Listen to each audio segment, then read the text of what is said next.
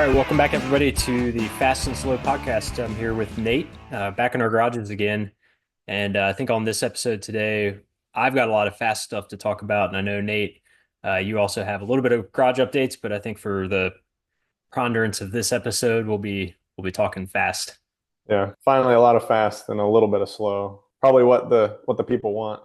Yeah, exactly. Exactly. I do go back and listen to some of the episodes because, like, I mean, it's been like 2 months, 2.5 months or more Yeah. since we recorded.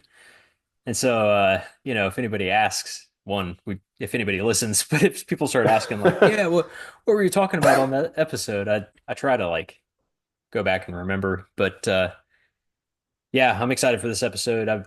You know, the past 3 weeks, I've done 2 weekends worth of 2 out of 3 weekends I've raced. So that's pretty exciting stuff. Yeah. So I guess I'll back up first because I debated back and forth because I was going to take the car to a test and tune at South Georgia Motorsports Park. And I was like, man, should I put my autocross tires back on it and try to beat the time I set a year ago, which was hmm a 12.4 at 111. Yeah. Uh, and I was like, yeah, I could, try to mimic that setup now that I have the shocks, try to beat my 60-foot time. Or I could put my drag race tires on and I mean drag race, my muscle car tires on Sure. and go do smoky burnouts and have fun. So I was about to put on the autocross, the Michelin's back on, and I noticed the front tire was chunking. So like massive chunk. And I can't remember if we talked about it on last episode or not, but I think we did. okay. So I was like, that's not great to be going 110, 15 miles an hour or whatever it's going to be. With your And so I tires decided, coming apart. yeah. So I decided to just put the BF Goodwrench on and just, you know, go have fun. So I'll get to the alignment piece later. So I put those tires on, took it to the track, and I didn't have too much of high expectations, but I was curious to see. I mean, it's a taller tire. I think it's like a 28-inch tire. So I was Yeah. expecting my top speed to be, you know, 115, maybe 120, probably not 120, but probably closer to 115. Uh, dude, I got my first off the line hit. I just spun him all the way down the track. Like Really? yeah, there's no grip at all. So No, hel- take me go ahead. back one step. How Hmm. much, how many passes do you have on the new engine? Well, One? two now. This was two? Okay. Yeah, well, we did that event I went to last year. They did roll racing first, and just the way the car's geared, I mean, I was like halfway down the track at 110 miles an hour topped with the Yeah. no overdrive 410. So I did probably seven or eight um roll races because they were doing that first, and then I did hmm one hit normal drag racing, got my number, and I was like ecstatic. And then it started to rain, and we headed home. Ah, Uh, so yeah, so a couple weekends ago was the second trip to the track with the current engine. First trip to the track with the Vikings, and so I knew like you know there was ways to make it better. So I took my notebook. I had my initial settings, and I was expecting 5 or 6 runs, so I kind of mapped it out on my notebook, and yeah. it only took like one or two adjustments on the shocks, like a couple turns, and I brought my 60-foot down to sub 2 second. It was like a 1.9, which everyone says Huh. is about all those tires can do. 1.8 Oh, well, that's good. It's to good that you had a 1.9. benchmark, like the Yeah, goal. yeah. Uh, the first hit, I mean, it was like close, like two and a half, maybe two. Like it just was smoldering the tires all the way down the Oh track. my gosh. Um, but something interesting happened, and at first I thought it was missing. So like halfway down the track, uh, it would just fall over on itself. And I was thinking maybe it was like an ignition issue at high RPM hmm or something. And I posted this on my Instagram.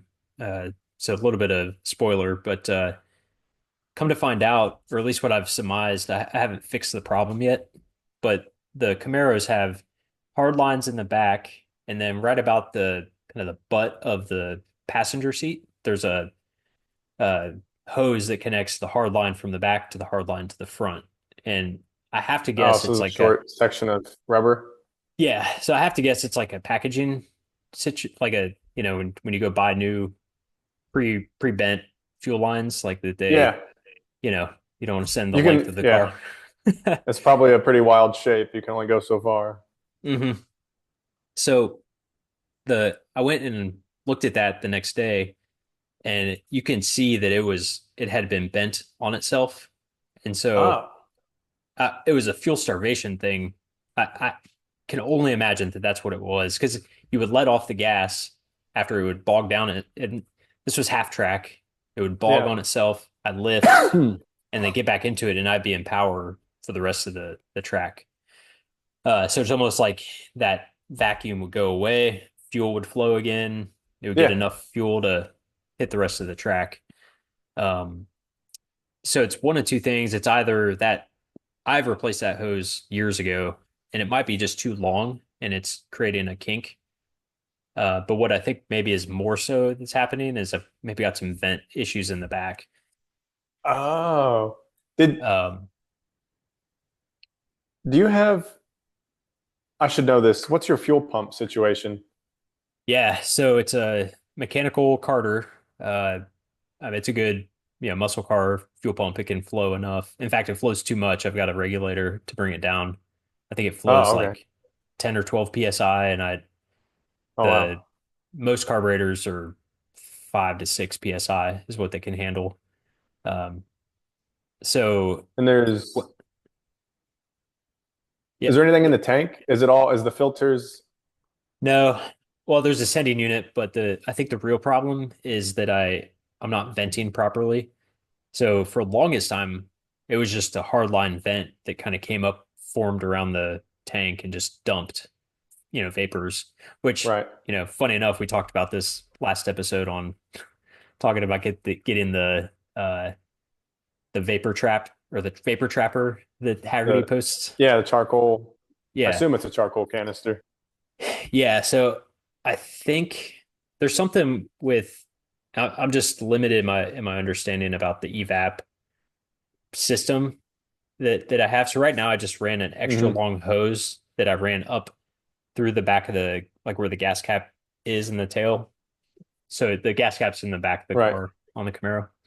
So yeah, so I ran a just to try to get the fumes out from under the car. I have to assume that there's evap gasoline fumes that get trapped because it's not evacuating underneath the car. Yeah. So I have a hose that just runs out the back.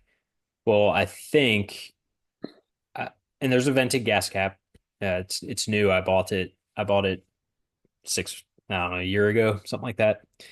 So I think I just need to address that issue and Hmm. kind of put some time and thought into it.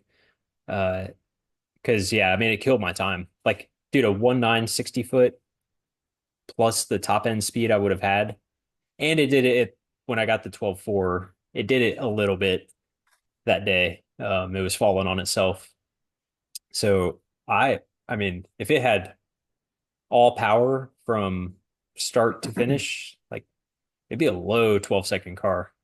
Yeah. Is there, so when you, if you, so you suspect you leaned it out, is there any other indicator? Is there like, did it backfire or anything No, like that? it just felt like it was out of gas.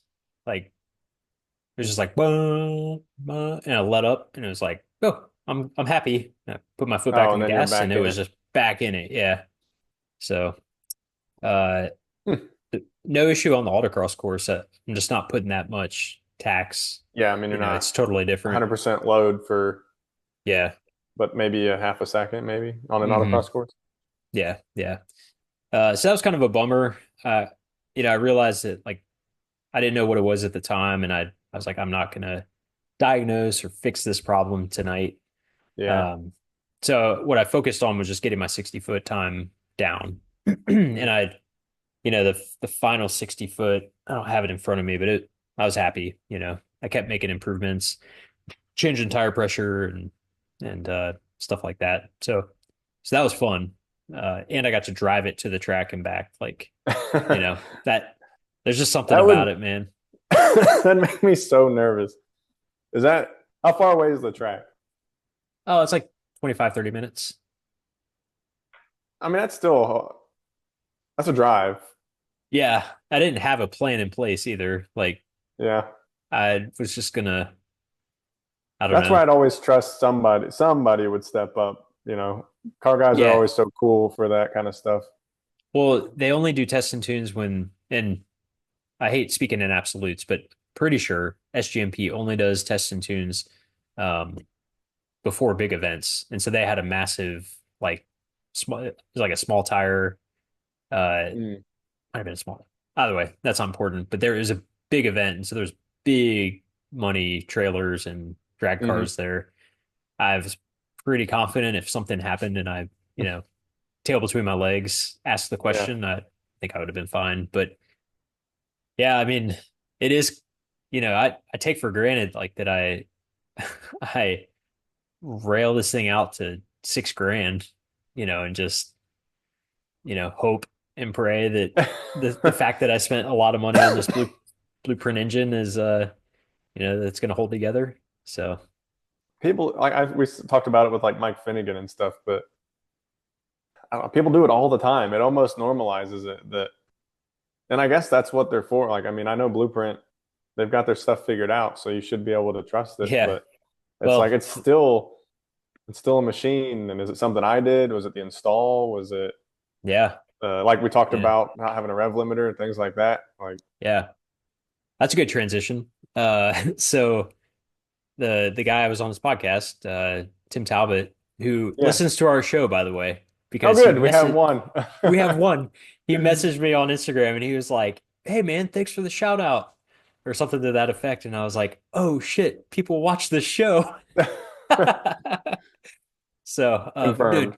just a super cool dude, and yeah, God, sorry, my phone keeps dinging, but yeah, he was like, I got this old MSD 6AL box. And the newer versions have a little toggle switch for the RPM rev limiter, but this Okay. has I've never heard this term before, but it's called pills, like taking an Advil Hmm. or ibuprofen, and they're Yeah. different RPMs. I think And I've heard so it. I don't know that I've heard it with an MSD box. I think I've heard it with like maybe nitrous or something, but yeah, yeah. So he gave me the box, but it came with a 7,500 RPM um rev limiter. So I bought I think I bought a 6 and a 3. I wanted a 3 just so I could test it. Like I don't want to oh, test, you know, yeah. I hope this I hope this stops at six Yeah. grand. Yeah. uh Yeah. Three is a good one. I wouldn't have thought of that to get a low one so you don't yeah. get anywhere They near sell the actual limit. got the pills on order. They'll be here soon. And I'm gonna like jumper wire it together just to make sure Yeah. that it works before I put it in final place. What Um, happens if you jumper it? well, just like wire it up and make sure it works so that I'm not Oh, like okay. spending time routing wires at their final Oh, destination if sure. if the Oh, I thing got what doesn't. you're saying. I thought you Yeah. meant, replace the pill with a jumper. I was like, does that give you Oh, just rev limit nonstop? I got you. I got you. Yeah. No, no, just making sure It the won't thing even works. idle. It's just like, Pop, pop, pop, pop. But so yeah, I'm gonna put that in eventually, and I think it's gonna help with the low end, like the idle richness, because of the cam overlap and the fumes that we were talking about. I've read a bunch of forums, and they're like, you won't oh, you won't really notice a performance increase like going from 0 to 60. Like it doesn't necessarily like if you have a good performing car, hmm, you're not going to see like no noticeable gains. And I'm just regurgitating what the forum gods are saying, but sure. what they do say is because it's multi-spark uh, box, right? It Yeah. shoots multiple sparks. It burns all that potential like overlap fuel that it gets Yeah. unburnt. Yeah. Yeah. Yeah. I got you. So some people are like, yeah, it's really just masking the fact that you don't know how to tune a carburetor. And I'm like, that's guilty, you know? Like Fair. I don't give two shits, man. I'm gonna put this MSD box on until I can go EFI, and then that's fine. But yeah, yeah. So that's that was drag racing, and I'll be honest with you, I think I am coming off of an autocross high, which we'll get into next. But Well, before we do that, yeah, as we transition, I want to know because you had talked about ever since I've known you and the Camaro, it's been well, just that drag racing's been the topic, yeah, and you've talked recently about moving towards autocross. So now that you've gone back to drag racing, I want to know, do you miss it? Are you going to miss it? Not that you'll never do it again or that your car won't be yeah, capable of it, yeah. but as you move closer and closer to, you know, left and right performance, are you going to miss all out straight line performance? No. Uh that's Really? like emphatic no. And I only have a Really? so okay, I'll talk it out. I only have a couple data points to go off of. Um and one, you know, I didn't necessarily get the full whole of a quarter mile because I was dealing with the fuel issues and whatnot. Um it's fun because you get to go do burnouts and, you know, go as Yeah. fast as you want in a straight line. Uh but I don't know, man. And we'll get into the autocross piece, but there's something about the I don't want to downplay the challenge of drag racing because I know the faster you go, like it is really hard and like hard to get a setup Yeah. right. It's hard to keep the car in the groove and straight. So I don't want to like, you know, I know there potentially is going to be some drag racers that are like, get bent. Drag racing is actually hard and it's challenging. So I don't disagree with that, but Yeah. like if you're a 12-second and above car, you know, it isn't hard. Like you know, you just mash the gas and go. Like there is some tuning, but like if you're Yeah. going sub tens, you know, and it's like big time stuff, that I could see being just crazy fun because of the speed and Yeah. you know, the challenge of getting it set up right. But you know, Yeah. I comparing it to yes or Sunday. There's something about the camaraderie that I just click to better on Hmm. autocross than I do drag racing. Um, I don't really know how to put my finger on it. Like there's a I got bit what you're of saying. there's a bit of like, you know, I would argue that every drag racer is a car guy, like through Yeah. and through. You know, there's not too many guys that are like, I mean, maybe there's So some guys so. that buy like brand new Mustangs and they're like, I don't give a shit about getting my hands dirty. I'm just gonna go really Yeah. fast. I haven't met I haven't met anybody like that. So maybe they do exist, but on an autocross, and I'd say maybe even road racing, I haven't got into that, but I'll just speak to autocross. There's something about like people who like to hone the craft of driving that Hmm. I have like very much clicked with over the Yeah. past year. Um, and there's so many people that are just like couldn't tell you anything about cars at all. And Hmm. but I still get along with them and love talking about, you know, turning points and braking Hmm. and then, you know, like I said, we'll get into the autocross with the 200 treadwears tires that I got, but I just had so much more fun yesterday than I did at the testing tune. Yeah. I think I can. I've never taken a car down a drag strip ever. So I'll preface this with that. But even if I just sitting here now thinking about it, I guess probably the nerd in me has always been more attracted to the vehicle dynamics of autocross or road course stuff.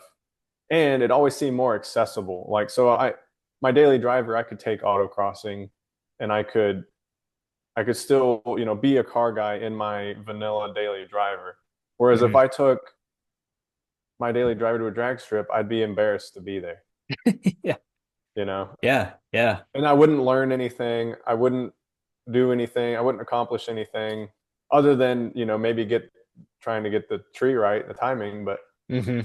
and I'm sure there's plenty of respect in that. But it's like when the difference was like if when I went to a NASA event and you're in whatever group one where the instructor is with you, and it doesn't matter what you're in, it's the same. He's like, okay, you're in a Hmm. front wheel drive car. He's like, well, I race wheel to wheel front wheel drive cars, so and like Honda Challenge or whatever. Hmm. I can tell you all about the vehicle dynamics of a front wheel drive car. It was always more Yeah. on topic and more relevant. Yeah. And I've been listening to, it's called the Lizard Brains podcast. Yeah, And you listen to that at all, or yeah, do you know about it? yeah. So I joined their Discord, uh, Okay. and I've actually started participating and like talking in the chat. And Oh, really? dude, I was like real nervous beforehand because there's like the who's who, bees knees of Yeah, GLTC and like, yeah. They you know, know they're in it. Yeah, they know. yeah. I mean, for God's sakes, they had Randy Popes on for a guest, like Yeah, big time yeah. podcasters. And I just was like, fuck it. I had a question. Like I've like legit had a question and I posted it. And it was like the amount of, you know, support and from the two hosts, from Hmm. people, I recognize, some people I don't recognize, but they were just like super outgoing. And Hmm. I don't know, man. Like I like watching Mike Finnegan, like he's, Cletus, like they're all fun to watch. Yeah. Uh, but those personalities aren't common in drag No. Yeah. racing like they are. Usually it's like the pissed off dude that's been working in a garage all day and then he goes out to a drag strip and like I'm not trying to like stereotype every drag racer, but there's a lot of that Well, and yeah. No, I don't think there's any. I don't think there's any false statement there. I mean, it's just it's it's it's it it's the people that personify that individual sport. Drag racing hmm is brute force, for lack of a better word. And there's finesse and the timing and tuning and hmm all that. 100%. It's still power is the name of the game, yeah. and that's not true in road racing and autocross. hmm yeah. So yeah, that's my answer. I'm sticking to it. Uh and I'm surprised. That's cool to hear, though. Yeah, and it's been about a year. And it just was me. I don't know how I got into it other than just like a couple YouTube videos popped across my screen and I started watching it. And I'm like, man, that's like low barrier to entry.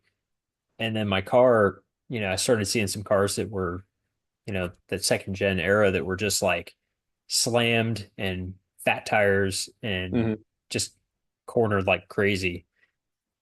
And I was like, all right, let's do it. And then it's Yeah. just snowballed into, You I've always got time for a muscle car that can do left and right. yeah, The like between the Trans Am series, even going back, like there's something about that's just so like, yeah, ah, it's awesome. yeah. Somebody took, I guess we'll transition here in a minute to Sunday, but somebody took some video of me like from a distance and just the bark and the growl of me going around the corners and Yeah, it's just, you know, you're one of one or two, maybe three cars on an event that yeah, sound like that because yeah, most oh people yeah, are in like Miatas and yeah, yeah. whatever. And it's so fun. The, But I don't. It may never happen, but it's the same thing with the guy I work. Two guys I work with, father and son duo that have they're Mustang guy, Ford guys, but one's got a Celine and the other one's got a Cobra, and so they're big autocross guys. mhm. And same thing. Some of those videos, like so, the one's got a root style blower, the Celine. Oh, nice. It's like there's just nothing that sounds like that. Yeah. And Yeah. the other one's got a Pro Charger, and Yeah. it's not as like scream. You can't hear it from a distance, but hmm when he's going away from you, still you can just tell from the exhaust that it's forced Yeah. induction. Well, I bought uh, like a detachable microphone for my Insta 360, and it's on Mm. a tether, right? Or what am I trying to say? A One of headphone those jack. swivel. No, no, no. It's I've got like 20 foot Oh, like a 20-foot headphone jack. oh, For oh, okay. you know what I'm talking Yeah. about. Yeah, Words yeah, are yeah. hard right now. Like an aux Uh, cable or something, aux maybe. cable, yeah. There we She's go. yep. Anyway, so I put the microphone under the bumper. So all those videos you see are the mic is right by the exhaust. And so that's like regardless of where the camera's at, it's It's exhaust. exhaust. So Nice. uh Does it handle it well, or is it too loud for the microphone? no, it's awesome. Like Nice. I mean, I don't know, like you've probably seen the videos, but I think it Yeah. sounds pretty good. Yeah. Yeah.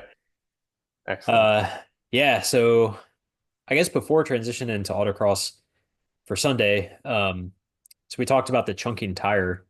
Yeah. Uh and I debated like running them again. I ultimately made the decision like why don't I just buy Falcon 660s? They're basically close out because Falcon is transitioning to the 660 plus. And so I Hmm. got them for really cheap. Um, and I decided to get 230, 275, 35, 18s in the rear because that's what everybody says can fit in the front. And Hmm. so I think I mentioned it before, but that's the plan. Just And to then move still, move to a square setup. yep. But I just want to confirm that'll fit, up front before I can before I spend money on new wheels and new tires. Uh, Fronts are still 245 40 18s. And so I'm not a huge fan of the rake. It's basically level. And so I Okay. kind of want a little more of a rake. But so anyway, I took the old tires to Firestone, have them swapped. Uh, ordered them from Tire Rack. They delivered straight to Firestone. And we were looking at the front tire that chunked, and it was to the cords. Like Really? it was bad. Yeah. So is So, that just from on the like the edge from the tire rolling under? well, we'll get to that in right now. So they also were able to do an alignment, which I was really concerned because like they're on base, they're a Mm. Firestone, Yeah. and you're like, eh. But I was feeling the guys out, really cool dudes. And so after talking to him for a little bit, I asked like, hey, would you guys be willing to do an alignment? And so they did. Dude, it was so bad. I shared the specs on Instagram, but like the caster was out, camber was out, the toe was all screwed up. Yeah, I saw that. There wasn't Yeah. anything right. It didn't look like. No, nothing. And I took It it was a whole bunch of red. yeah, I took it to a local shop and beforehand and they're like, "Oh yeah, it's good, it's fine." They don't have the laser machine or anything and they're just like by Yeah. eye. Like, It's fine to get you to work. yeah, yeah.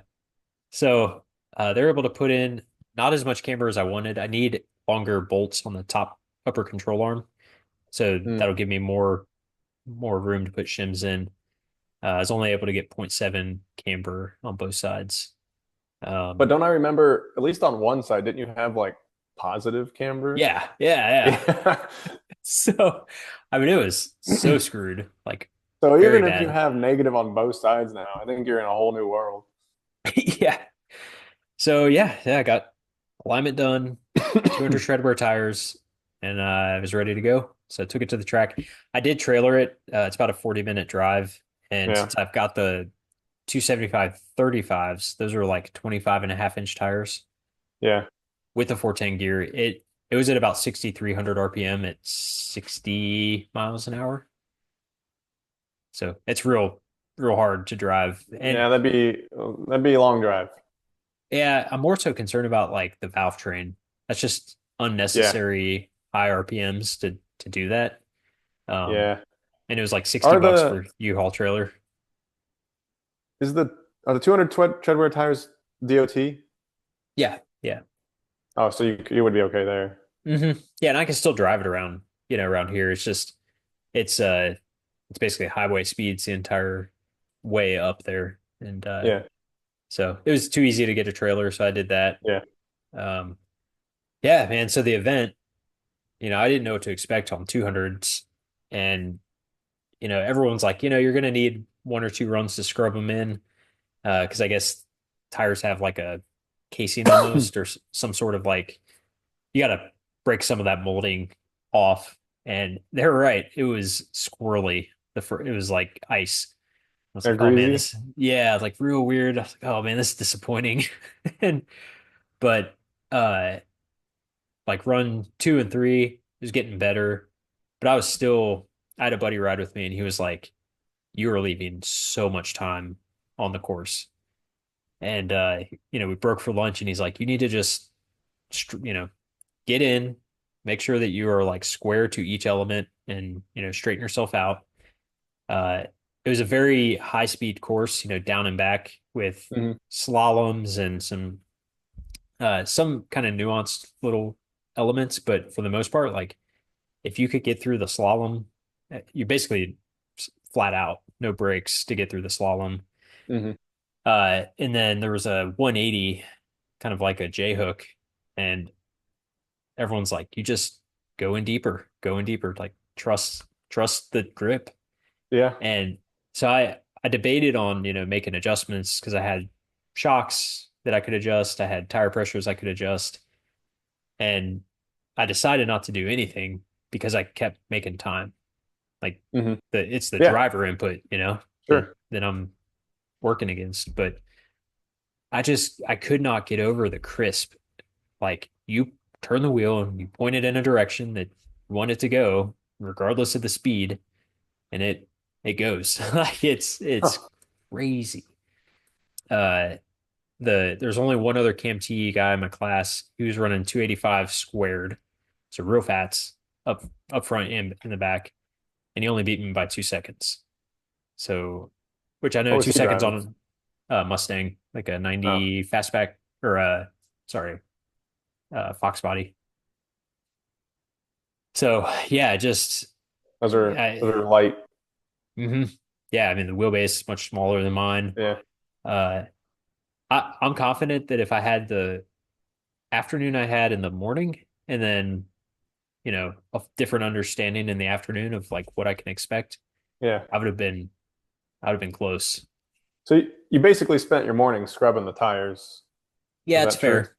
Yeah. And, try not to get lost. That was really embarrassing. I Yeah. almost got lost on the course one time. So Uh, how hard is that? It looks nearly impossible. yeah. Uh, it's so most people are like, do three, 3 to 4 walks. Um, Yeah. First one, just like get the basics of the course. Like, hey, this is a slalom, this is a Chicago box, this is a, whatever. And Hmm. don't try to like detail orient, like this is where I need my car to be. Just like get an Right. understanding of the course. And then like your second walk, kind of focus on where you want to put the car, visualize the course, and then like your third walk, you know, maybe just like put it all together. Um, the problem with the club we run with here is those courses are huge. Like, I don't know if you really could see how large the course is, but it's, I was at 10,000 steps before the sun was finishing raising. Like, I think is it true that they're getting longer? So like in high school, I remember being vaguely introduced to autocross, and the courses seemed real tight. Like you name it, any parking lot could have one. They yeah, seemed real tight. But now I see like you and some of my buddies out doing it, and like this, they're building some real speed going through yeah. some of those. It really depends. I mean, it just depends on the venue. We're fortunate to have like an airfield that we go to, and Mm, so like wide open space, no, telephone poles, no light posts or yeah, anything like that. But if you follow any of the good guys events that they yeah, do, um, they're like deliberately small because mm, they do all the different events as well. yeah. And so those guys are really tight. So I think it depends. The only caveat to that is nationals for SCCAs in Lincoln, and they do it at the Lincoln Airport. Okay. They're on a massive location. So um, our guys do really well, the Red Hills SCCA, Hmm. because we have a very comparable, Yeah. like the surface is concrete and it's very open and all that. But yeah, I mean it's it's hard. I think I missed one element to commit to memory. Hmm. And I caught it before I blew past it. So I Oh, actually okay. saved it. I didn't get a DNF or anything. Like I saved it, but I was like, and just like very greasy tires that we Yeah. talked about. So uh and then in the afternoon I had one spicy run where I just didn't do a good job of managing the weight. And so I think I kind of sloshed the weight from one side to the other and it just broke past the limited adhesion. Mm. And I just got real kind of crossed up on the steering wheel. But again, I saved it. It just, you know, those are precious tenths that you want Yeah. to keep. Yeah. Uh, and then I'd say probably the last thing on that is brakes. And you might be able to talk about this a little bit, but like everyone I talk to with about like whether or not I need to upgrade brakes is, can you lock up the tires still?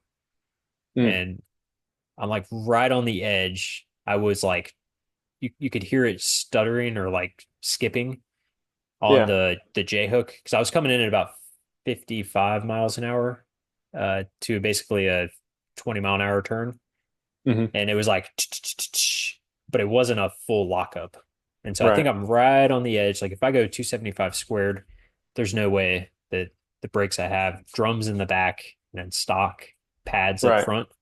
I just I think that's the next thing is brakes, at least a better brake pad up front. Yeah. Yeah. Uh, I've never had anything where brakes became an issue. I mean, with the what few track days I did way back in the day, I just made sure that I had, before I started, I'd start the season, quote unquote, mhm. with just new rotors and pads and fresh fluid. But Yeah. and I think I had like 220 treadwear tires. They weren't full blown. They're pretty good for road stuff, but no Hmm. other upgrades at all. It was Yeah. all Yeah. just. And I remember thinking that because the after doing that a couple, it was like after a single day, a full day of it was a track day, a NASA uh, Like event. I can't remember HBD. what it was. Yeah, it was HPDE, whatever the Hmm. lowest one was. Yeah. And the brake, I remember the discs at the end of the day, the discs were noticeably blue just Mm. from being discolored from the heat. Yeah. And I remember asking somebody like, "Oh man, does this mean you think I need new brakes?" And they're like, "No, like you're shopping, right? Like you're good. They can handle the heat." And Yeah. one guy my instructor had a CTS V, and so I mean, he like brake discs on the front, like, Yeah. and he was like, "Look at mine," and I look real close, and he's like, "I need new ones actually." And if you look real close, you could see, yeah, they were blued. The whole disc was blued, and little tiny, tiny cracks all across the Ah, face of it. He's like, "This is the last day for those." I was like, "Oh my yeah. goodness, these That's things." wild. I was like, "This is." I Yeah. guess I never realized that Hmm. like that. Yeah. That'd scare me to death if I saw cracks on my rotors. I know. Yeah. I guess last thing, and then we can transition to garage projects, is on the brakes piece. Um, One thing I noticed that I was getting better at is stabbing the brake and then trailing off. Mm, Uh, Compared to like street driving where you kind of ease pressure in. yeah, Um, I was doing a lot better, especially that J hook turn where I would make sure the car was straight, and not because it's coming out of a slalom, so you're already kind of upset. Make hmm, sure you're settled, and then I would just slam on the brakes and you know tr getting I was getting better at trail braking that turn, and yeah, everybody struggled to get power down because it's kind of like a off camber uh kind of fans out to another slalom. And yeah, so you're trying to like build as much speed as you can before that slalom.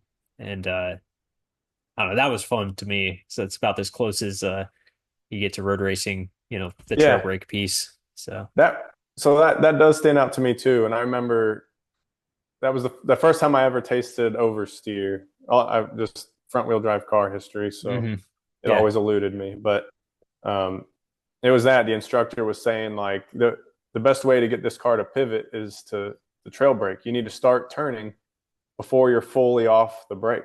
Hmm. And he he did a good job because I I'm not going to say I drifted, but I needed some counter steer through that, Yeah. and I was I don't know I was over the moon. Like it was just I'd never experienced anything like that in my life. Like all four tires squealing, like going Hmm. around a corner on a road course was like, Yeah. this is for me. It's so much fun. Yeah. And I had never, Cool. and that was probably one of the last times I ever did it. Well, I need to get back. maybe you can co-drive the Camaro at a autocross event and we can have some Yeah. fun. Yeah. That'd be Yeah. fun. Cool. Somebody else offered that to me too. And I was like, I'm Do going to it. need some coaching. I I might as well be totally green now, despite Yeah. what little taste I had of it a long time ago. Yeah. But Cool. yeah, it'd be Well, fun.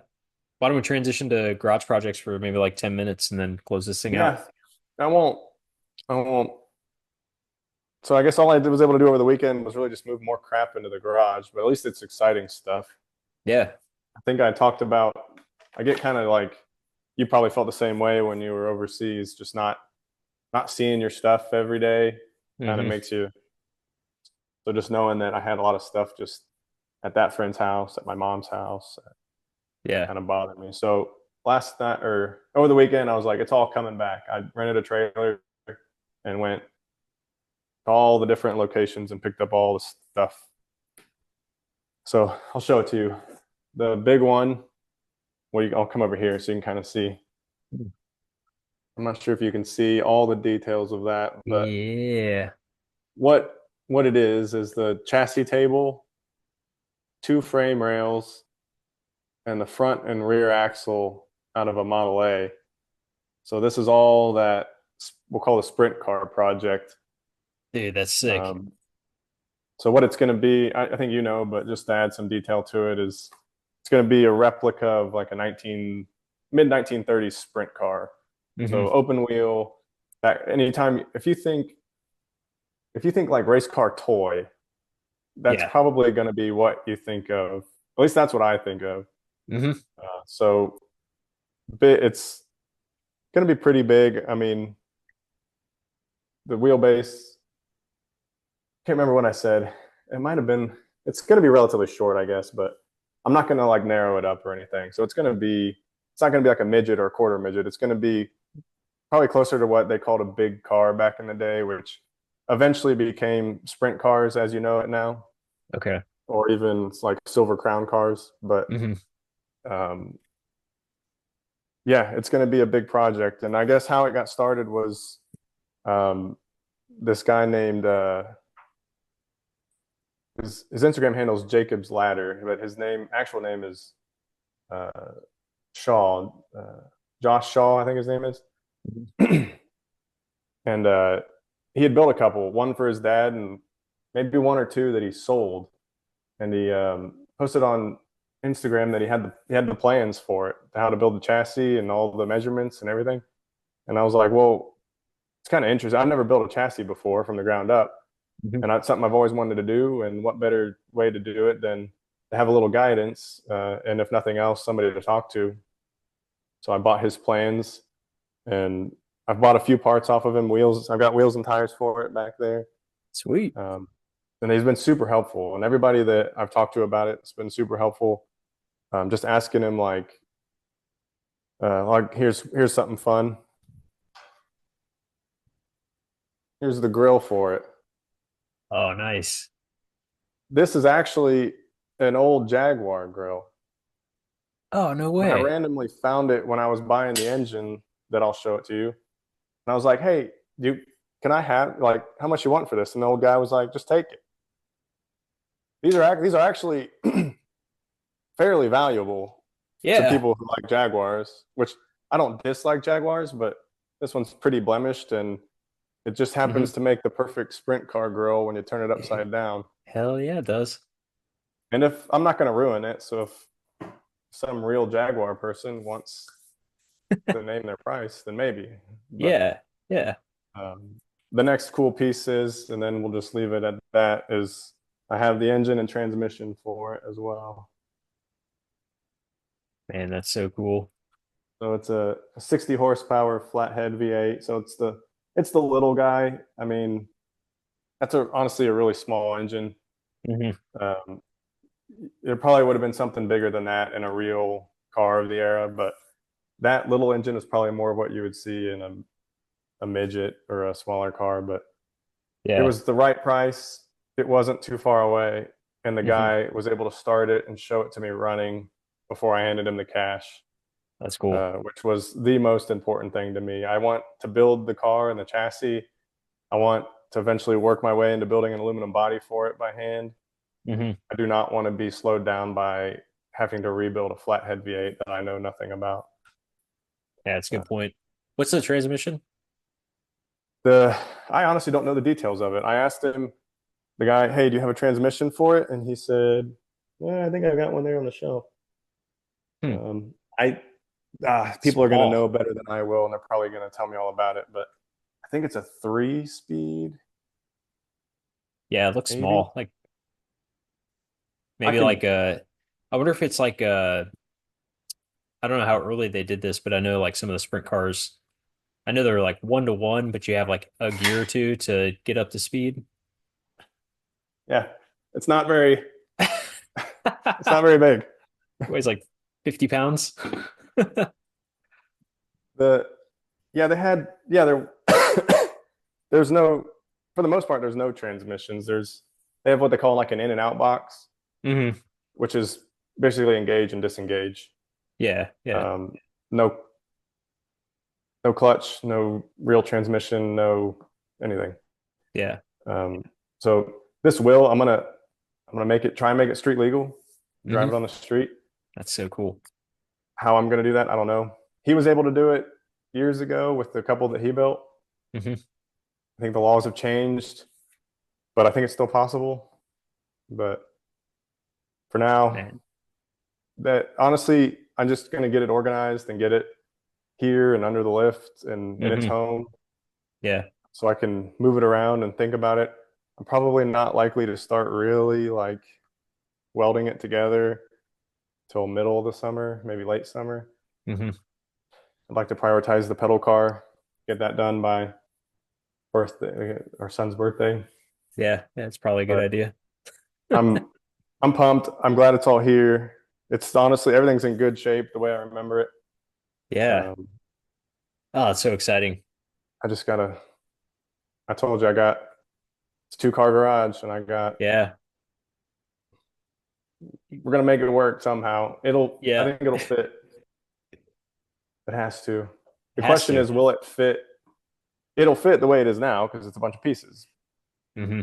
The question is, when it's assembled, will it fit? Yeah. Well, we'll have to refer back to the episode where we talk about the dead space in the attic and then you Yeah, can raise higher.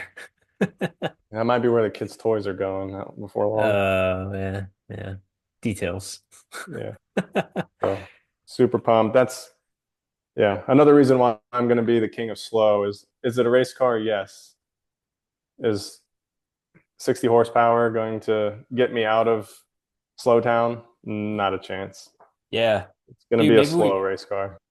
maybe we in the future, maybe we do like a brainstorming episode where you kind of spout off your picture in your head of what it's going to look like. I'd be interested to just, you know, we sit around and we think about cars all day. Of I'm what the race car interested. is going to look like? Yeah, like what do you think? Like you close your eyes and it's this is what it's going to be. Like I'd be interested Well, if we had did an episode like that where we talk so about I it. have, I've been to, so Josh is in Cincinnati, and Hmm. I've seen his and his dad's, the real thing up Yeah. in person. So I know the shape. His have been fiberglass to date. So it'll be, if I'm successful in the aluminum body, that'll be new. Yeah. Um, so I know mostly what it's going to look like. Some of the details of the body are going to kind of depend on if he's got a pattern I can use, if he's got that Hmm. fiberglass mold, Ooh, I yeah. might I might borrow or pay him, maybe buy one or Hmm. borrow it, whatever he's up for. Yeah. Or if that's been damaged or destroyed or no longer available, then I'll be designing my body from scratch, which I kind of I'm kind of up for the challenge. I think that'd be cool. Yeah. Um, but I'm also secretly worried that I won't do it justice. Yeah. Well, I mean, you've had practice on the pedal cart and Yeah. you're good, you know, so Yeah. What take what the leap. excites me about the idea of maybe if a fiberglass body is still a possibility, is I could cut to the chase. I'm worried that getting it legal and going through all that bureaucracy is going to take a long time. And I'm pretty Hmm. sure they're going to want to see it up close, running, driving, stopping, turn signals, and all that. Yeah. Realistically, the body could take me 2 years or more. Hmm. It's taken me that long just to do the pedal car, for goodness sake. So Yeah. Yeah. it would be cool to like get a running, driving, legal car, Hmm. before starting the body, just so I can like stay Yeah. motivated and all that. Otherwise, I'm going to have this very nice flathead sitting idle in a chassis that doesn't move, Yeah. can't move, won't move. Yeah. Um, so those are That's those are true. some of the things I'm thinking about. Yeah. That's cool, man. Well, I had a lot of fun this episode. I think Yeah, this might be one of the best ones we've done. Uh, I'm definitely enjoying our new backgrounds for sure. yeah, I think it's the coolness too, like the fact that we both have our Yeah, projects behind us, and yeah. uh yeah, I'm excited. What do you think you'll have next to talk about in the shop realm? Do you have any plans in the Uh, next couple weeks? I got to get organized. These parts have got to. Not only do they got to get under the lift, I want it set up in a way. Obviously, it needs to come out from the lift anytime I want to drive the bug. So Hmm. the chassis table's on wheels. So I'm going to try and get everything either up against the wall where it won't interfere with the lift, or onto the table where it'll roll. Yeah. Um, and then really, I'm in a hurry to take this on some. We have some fun car Fridays at work. Oh yeah, yeah. It's tuned up, new jets in the carburetor, adjusted the valves, the points. I've gone through it. It Hmm. needs some brake work and new tires. So that's what's next. Okay. Well, I think that's what we talk about next is your successful drive on a fast car Friday. Cool car It'll be Friday. a fun car Friday. Fun car Friday. Definitely not fast. Yeah. Cool, man. Well, I think it's a good time to wrap it up. Yeah. This old guy's got to go to bed. Yeah. See you later.